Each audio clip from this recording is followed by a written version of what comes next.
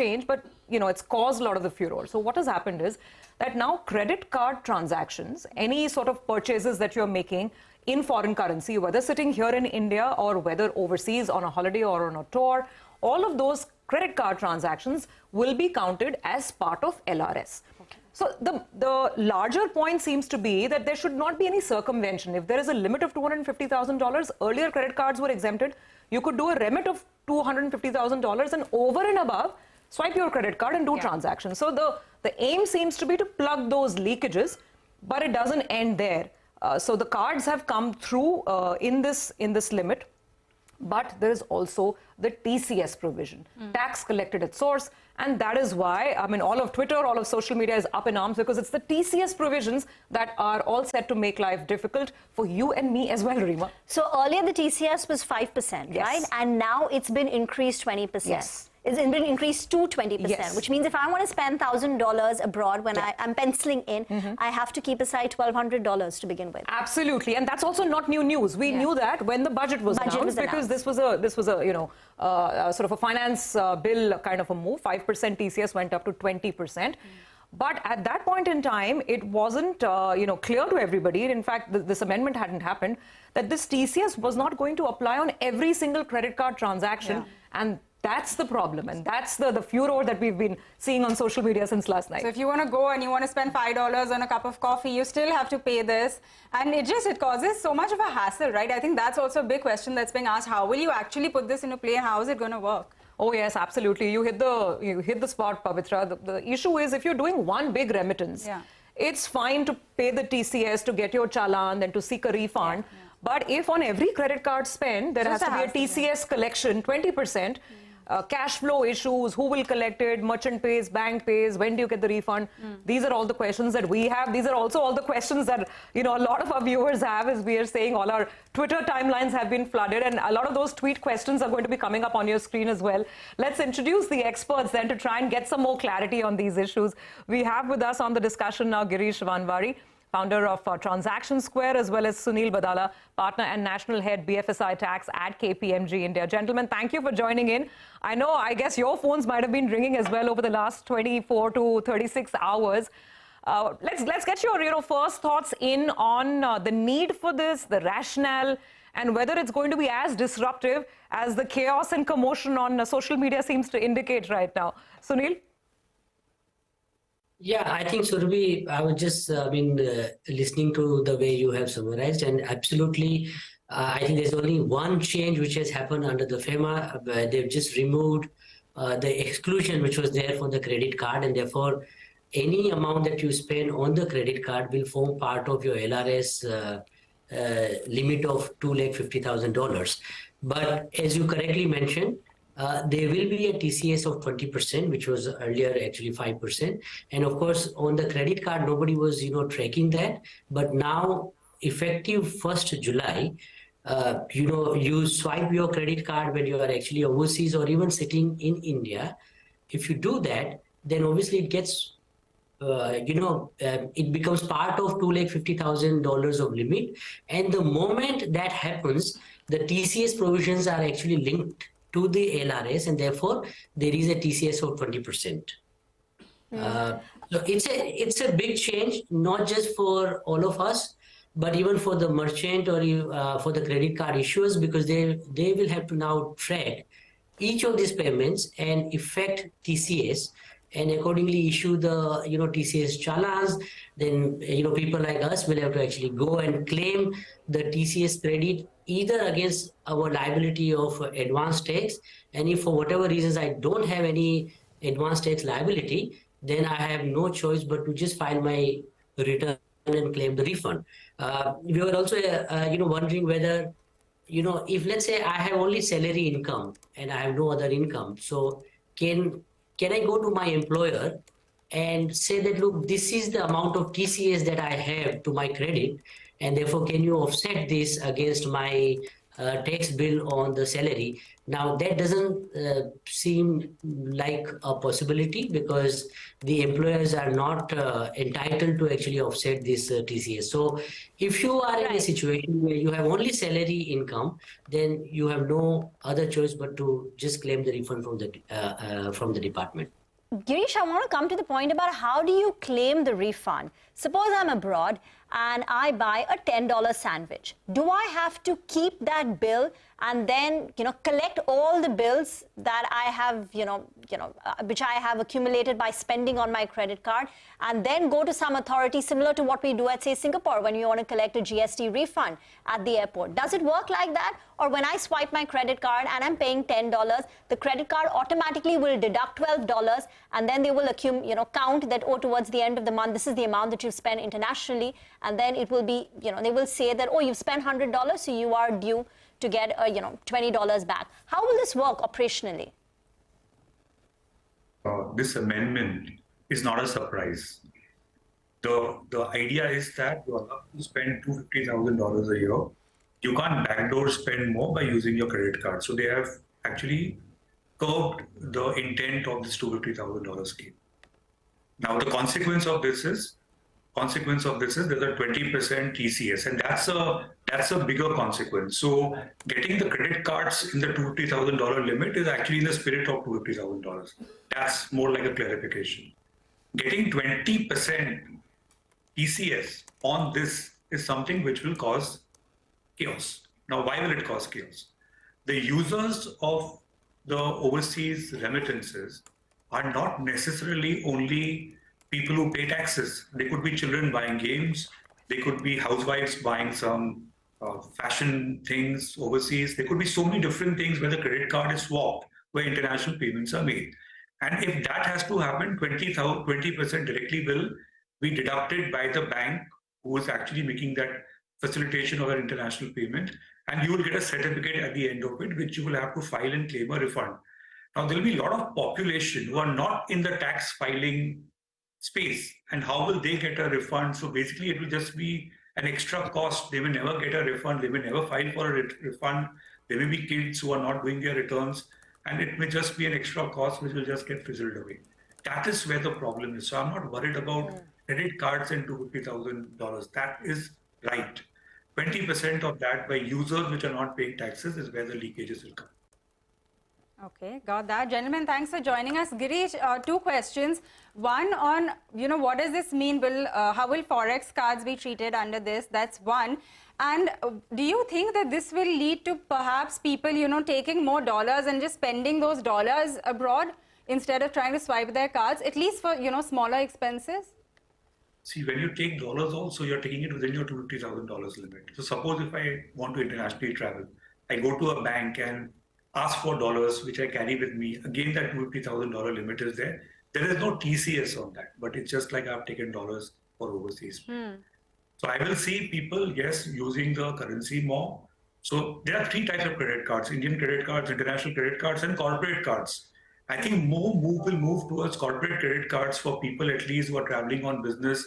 So corporate credit cards will be a place where this LRS limits don't apply, and hopefully TCS also doesn't apply to it. That's an important clarification, actually, gentlemen. And we had a query on corporate credit cards. Actually, we've tried to sort of bucket all these questions that are flooding our Twitter timelines in four areas. One of them was obviously on the corporate credit card front, which Girish, you've clarified. Let me move to the second category of questions, which is on spends that are happening here in India. And there are lots of questions over here because people want to know, for instance, Pavitra Parekh is asking. Kalpen is, of course, the CEO of DSP Mutual Fund. He tweeted last night and he's asking, does this include buying books, say, from Amazon? So if you're spending in dollars and if you're going to be buying those books, what happens? I'm just going through some of the questions, gentlemen, so you'll have a flavor of, what people want to know. Saurabh is asking, will even a $1 to $2 international transaction attract TCS? Nikhil is asking, what happens if I am buying Air Jordans from, from the US and from any imported territory? So I think the question really is, Girish and Sunil, weighing on this, magazine subscriptions, YouTube subscriptions, or even Netflix payments. Does everything come under the remit, Girish? Answer is unfortunately yes. Okay. Unfortunately, yes. So wherever Sunil, you're using the credit card, wherever you're using credit cards. But Sunil, some of these payments, for instance, our Netflix payment is happening in Indian rupees, though the end beneficiary is Netflix, which is a foreign entity. But, you know, the monthly payments are in rupees. So will at least they be exempted? No, so yes, if you are paying in rupees, then obviously this this will not get covered. But if you are, I mean, let's say you're buying something from Amazon UK, right, and you are paying in pounds or dollars, sitting in India, that unfortunately will be covered. And I agree with Girish that regardless of whether you are outside of India or in India, it will be subject to TCS. Although I know that there is some argument which is being discussed and debated that if there's no remittance outside of India as such, then why should it be covered? But I don't think I mean that will fly through because it's too technical. So even in sitting India, if you are paying in dollars, it will get covered.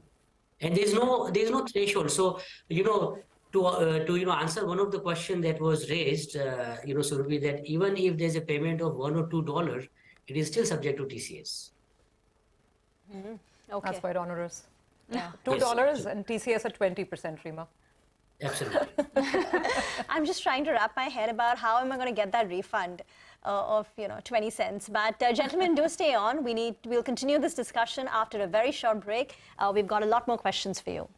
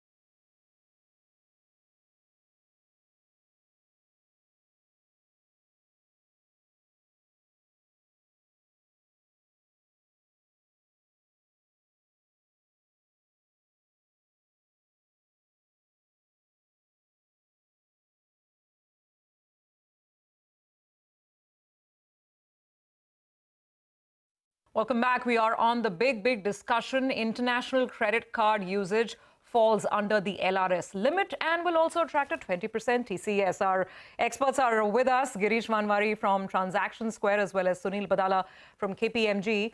Gentlemen, I have some questions with respect to how all of this is going to be operationalized. On Forex cards, which are prepaid, so Girish, how do you think this works? If I want to go to a bank and preload a Forex card with, let's say, ₹1,00,000, will the bank automatically deduct 20% TCS? So basically, my spend comes down to 80,000 rupees. 20,000 is the TCS. I get a challan, then I seek a refund. Do you think that's how prepaid cards will work now? That's how it should work from July 1. Yes. Okay. Because so that's when you're loading your Forex card, it's assumed you will spend, and any Right. spend on a Forex credit card is a 20% TCS. So that's how it should work. That's how it should And work it will for be Forex reduced from cards. your LRS limit.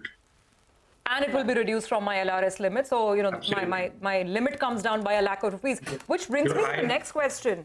I just have one observation. I had Sure, a call from a sure. client in the morning that, I've already sent $250,000. I've already used my credit card. I've exceeded $350,000. What do I do? Yeah, So somebody yeah, from yeah. April 1 has already sent $250,000, already has used his credit card. And the answer to that, this amendment is effective 16th of May, as far as $250,000 is concerned. So Right. anything you do after 16 may be very mindful.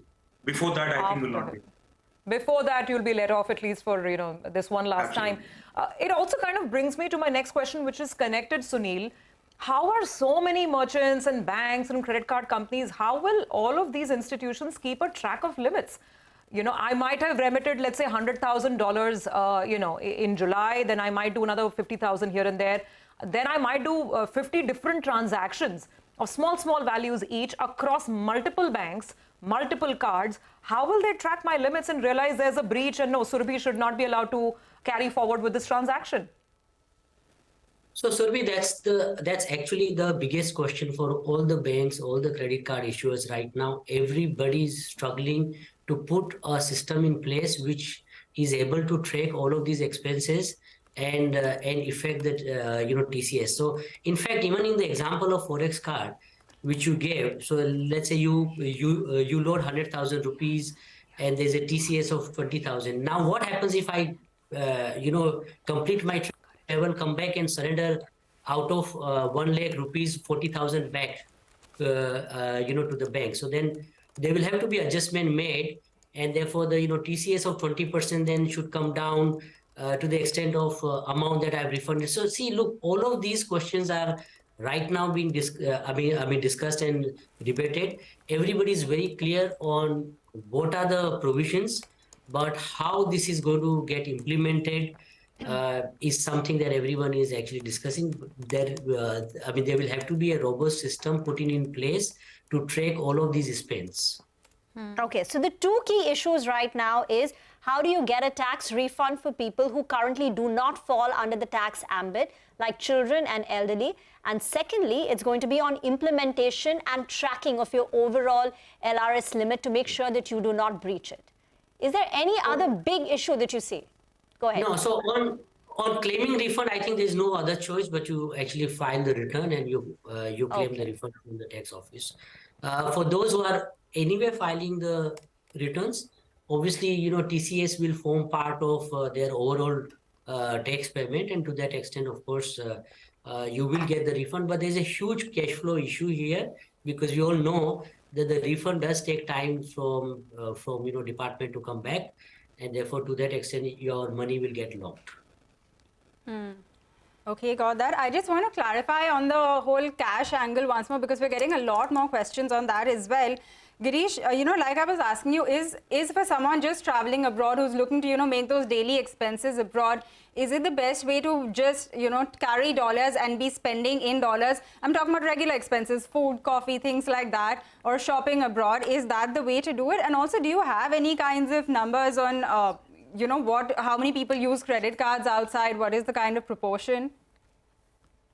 See, I think for the moment you can use cash, but knowing how intent always drives the substance, soon that will be plugged too, I'm sure. So for the moment, yes, cash can be used. And people really, credit cards are carried because it's not safe to carry cash. And there are limits under the foreign exchange guidelines for the cash which you can take. You can't take $10,000 or something. There are overall limits also in which you can carry. So credit card is an acceptable thing. I don't think everybody will rush and take cash and be unsafe about it. So you think eventually, even if I'm just, trying to carry dollars from here, even when I'm converting rupees to dollars, eventually we will be charged for that? I wouldn't be surprised in the next 3 to 6 months that also will be plugged. Because the intent is to withhold 20% on foreign expenses. Usually if you carry cash, that's not the intent. Gentlemen, very quickly, one question. The example that we were citing earlier, on a pre-loaded Forex card, if I want to spend 1 lakh, straight away 20,000 is going to be cut and I will be allowed to spend 80,000. Right? What if I come back after my holiday and I've not spent the entire amount? I still have some balance left in that card. But I've already, the government has already cut the TCS on that. What happens then? So in that case, you have to just go and claim a refund. Once TCS cut, you don't get back.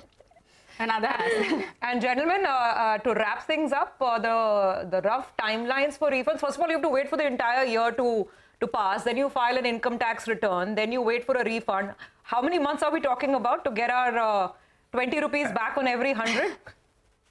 I think we have to be smart about things. So if you have a family, better do expenses in foreign currency from the family member who has a taxable income.